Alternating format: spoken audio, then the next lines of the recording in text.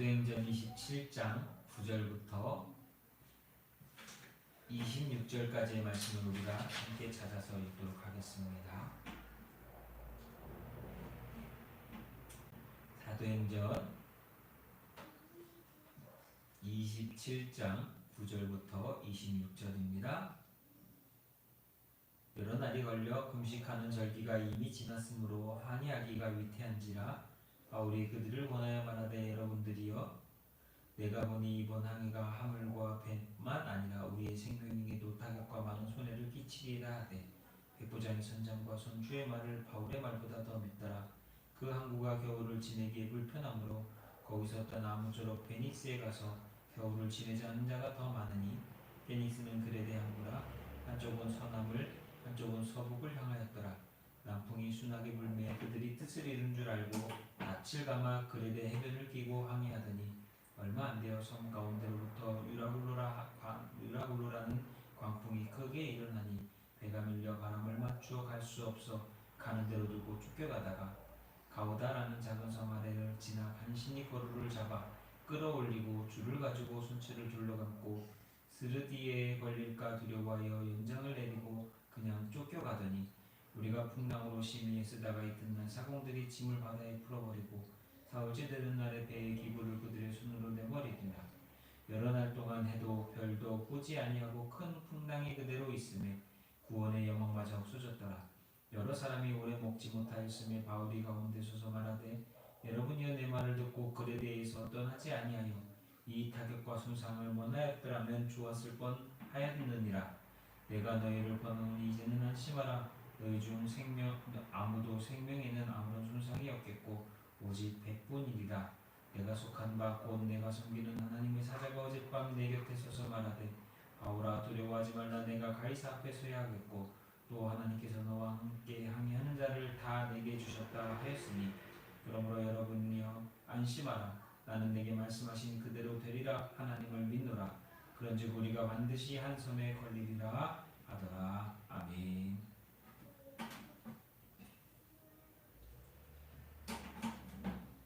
오늘은 사도행전 27장 9절부터 26절까지의 말씀으로 약속과 구원이라고 하는 제목으로 우리 그리스도인들이 하나님의 약속과 하나님께서 우리에게 허락하신 그 구원을 받는 그 삶에 대해서 함께 말씀의 은혜를 나누도록 하겠습니다. 제목은 약속과 구원입니다. 성경에서 말씀하시는 구원은 우리의 주 되시는 주님과 더불어 사는 것이고, 주께서 주시는 평안을 누리며 주님과 영원토록 동행하는 것이 진정한 참된 구원이라 말할 수 있습니다.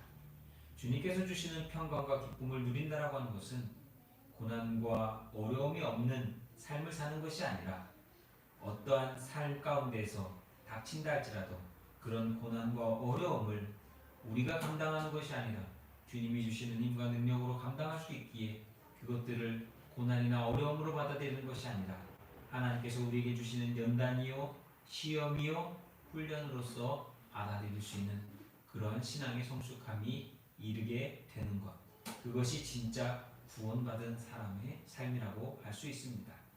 오늘 말씀을 보면 바울이 심한 어려움을 당하는 것을 볼 수 있습니다. 바울이 탔던 배가 로마로 가는 중에 유라굴로라는 광풍을 만나서 심하게 어려움을 당하게 됩니다. 목숨까지도 위협을 받게 됩니다. 그런데 우리는 이런 생각을 해볼 때, 왜 바울이 이런 고난을 당해야 되는가? 세상의 모든 만물과 자연도 다스리시는 주께서, 하나님께서 왜 바울에게 이런 어려움을 주실까라고 하는 생각을 해보게 됩니다. 편하게 로마로 가도 될 텐데, 편하게 로마로 데리고 가서 복음을 전하게 하셔도 될 텐데, 왜 이런 어려움 가운데에서 목숨까지도 잃어버릴 수 있는 이런 풍랑을 겪으면서까지 로마로 가야 되는가?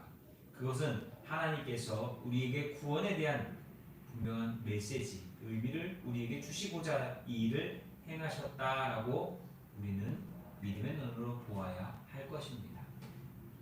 마치 구약 성경에 보면 요나서의 요나가 하나님께서 명령하신 그 말씀대로 순종하지 않고 도망치다가 오히려 어려운 가운데 죽게 되어 물고기 뱃속에 들어갔던 사건과 너무나 오늘의 말씀은 비슷해 보인다라고 할 수 있을 것입니다. 바울이 사람들을 권하여 오늘 말씀해 보면 이렇게 얘기합니다. 여러분이여 내가 보니 이번 항해가 화물과 배만 아니라 우리의 생명에게도 타격과 많은 손해를 끼치리라. 바울은 뱃사람이 아니었습니다. 베드로도 아닙니다. 베드로는 어부이기도 했지만 바울은 열심히 공부하던 어찌 보면 샌님과도 같은 그냥 공부한 학자, 율법학자라고 볼 수 있습니다. 그런 바울이 하는 말, 특히 백부장이 선장과 선주의 말을 더 믿을 수밖에 없는 이 상황이 우리에게는 이해가 되는 상황입니다. 바울의 말을 듣지 않고 오히려 선장과 선주의 말을 듣고 백부장은 이 배를 출발시킵니다. 이 일로 인해 항해가 시작되었습니다. 사실 바울의 말에 배에 있는 사람들이 들을 이유가 없는 겁니다. 바울의 말을 들어야 될 아무런 이유가 없는 것이 바울이 피곤한 사람도 아니고 뱃일을 하던 사람도 아니었기 때문에 당연히 선장과 선주의 말을 듣고 백부장은 명령하여 배를 출발시킬 수밖에 없었던 겁니다. 또한 바울은 지금 어떤 처지입니까? 죄수의 몸입니다. 세상에 어떤 사람이 죄수의 말을 듣고 이렇게 하면 이렇게 하고 저렇게 하면 저렇게 하겠습니다. 그래서 바울의 말을 듣지 않고 당연히 배는 선장과 선주의 말을 듣고 출발했던 것입니다. 오늘 말씀에 보면 이렇게 되죠. 남풍이 순하게 불매 그들이 뜻을 이룬 줄 알고 닻을 감아 그네에 해변을 끼고 항해하더라. 참으로 이 일이 순조롭게 진행되고 항해하기 참 좋은 날인 것처럼 그들 눈에는 보였습니다. 아, 봐봐, 내 생각이 딱 맞아. 우리들 살아가다 보면 이런 거 있지 않습니까? 하나님께서 막으시는 줄 알면서도 하나님이 기뻐하시지 않는 일인 줄 알면서도 내 뜻대로 고집하며 나아갈 때 이런 일들을 경험할 때가 있습니다. 봐봐, 내가 한 게 맞는 거였잖아. 그러나 반전은 얼마 지 않아 시작되었습니다. 유라굴로라고 하는 광풍이 일어나게 되었고 이 일로 인해 짐을 바다에 던져 풀어버릴 수밖에 없는, 그리고 태풍을 만났을 때 사람들이 할 수 있는 일은 과거의 경험을 가지고서 전에 태풍이 왔을 때 했던 대로 물건을 다 바다에다 버리고 배를 가볍게 해서 운에 맡기는 것. 죽지 않고 배가 부셔지지 않고 운이 좋으면 배와 함께 살아남는 것이고 그렇지 않으면 죽는 거라고 하는 그들의 과거의 경험, 이것들을 가지고서 이 지금 닥친 고난 앞에 이들은 행하고 있다고 하는 겁니다. 그러나 이번에 겪는 이 광풍은 그들이 평소에 경험하던 광풍이 아니었습니다. 왜냐하면 하나님의 뜻이 개입된 일이었기 때문에 너무나 상황과 상태가 달랐다라고 하는 것입니다. 19절 20절 말씀에 보면 사흘째 되는 날에 배의 기구를 그들의 손으로 내버리되 여러 날 동안 해도 별도 보지 아니하고 큰 풍랑이 그대로 있음에 구원의 예목마저 없어졌더라. 여러분, 이 얘기가 무슨 얘기입니까? 우리는 자포자기했다는 거예요. 이제 될 대로 되라. 죽으려면 죽고 살려면 살고 우리에게는 죽는 일밖에 남지 않았다라고 이들이 모두 포기하고 더 이상 배를 어떻게 하려고 하는 것을 그냥 내버려뒀다는 거예요. 그때 바울이 사람들 가운데 서서 말합니다. 22절부터 25절까지 말씀을 보면 이렇게 얘기하고 있습니다. 내가 너희를 권하노니 이제는 안심해라. 너희 중 아무도 생명에는 아무런 손상이 없겠고 오직 배뿐이니라. 내가 속한 바 곧 내가 섬기는 하나님의 사자가 어젯밤 내 곁에 서서 말하되 바울아 두려워하지 말라. 내가 가이사 앞에 서야 하겠고 또 하나님께서 너와 함께 항해하는 자들을 다 내게 주셨다 하였으니 그러므로 여러분이 안심하라. 나는 내게 말씀하신 그대로 되리라 고 하나님을 믿노라.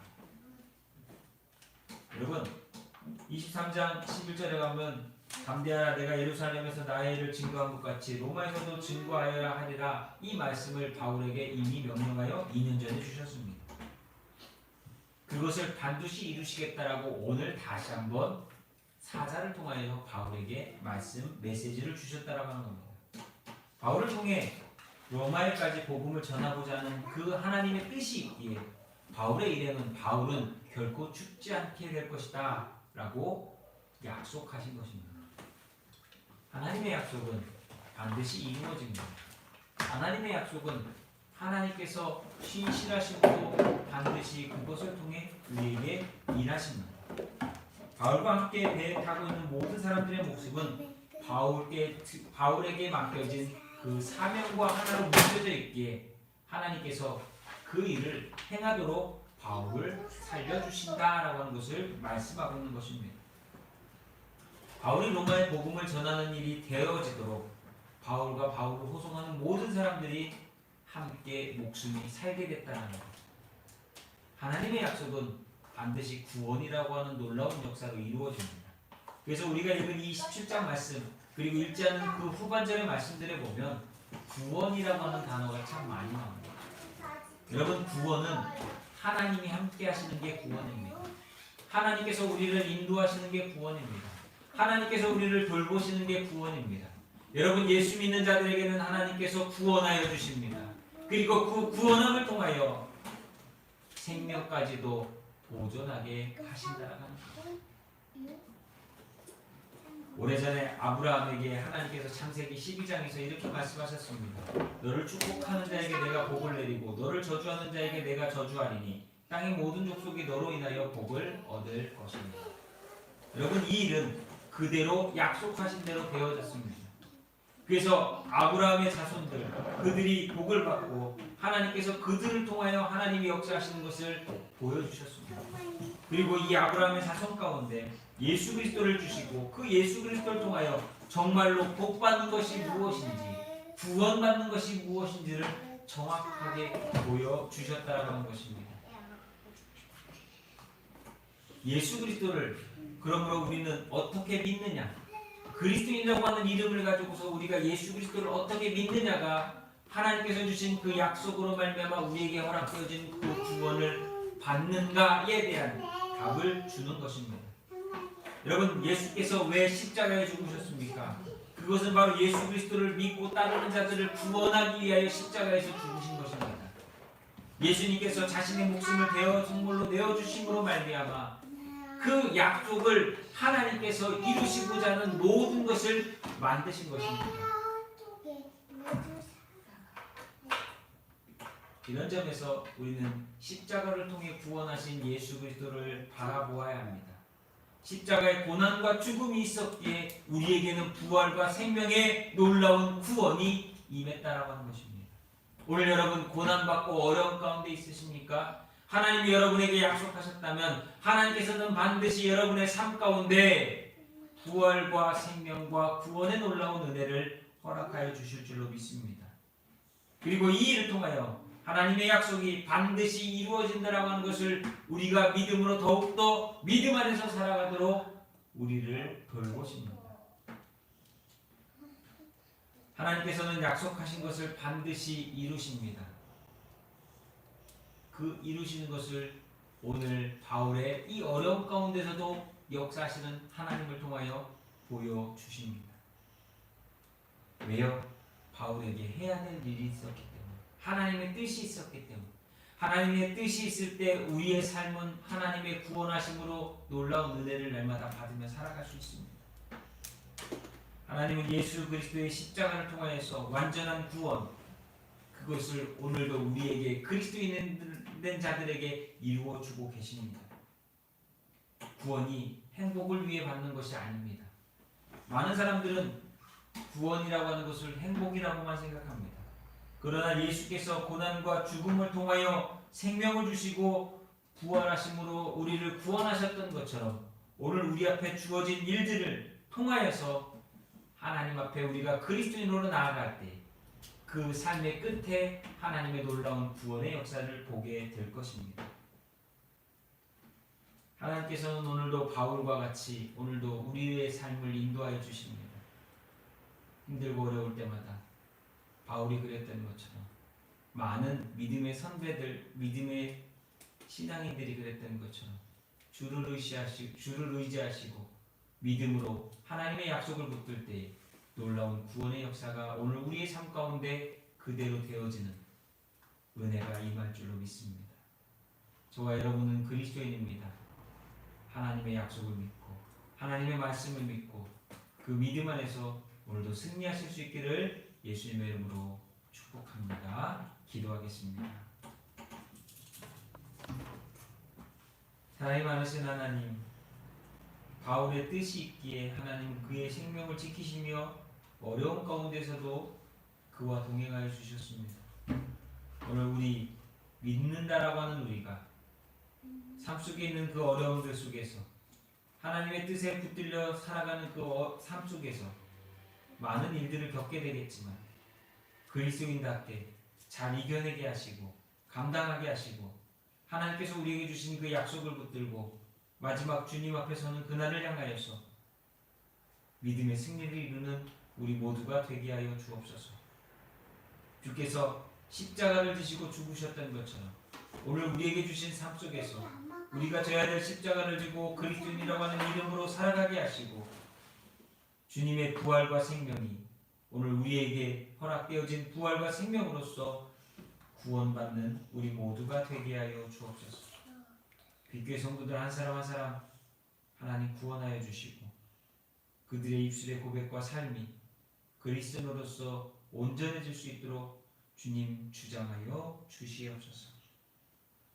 이제는 우리를 죄 가운데서 구원해 주신 우리 구주 예수 그리스도의 은혜와 하나님 아버지의 영원하신 사랑과 성령의 충만한 은혜가 오늘도 하나님의 말씀을 믿고 그 약속에 붙들려 살아가는 믿음의 그리스도인들 위해 우리 빛교회 성도들 위해 가정과 자녀들 위해 이제로부터 영원토록 함께하여 주시기를 영원토록 구원하여 주시기를 우리 구주 예수 그리스도 이름으로 간절히 축원하옵나이다.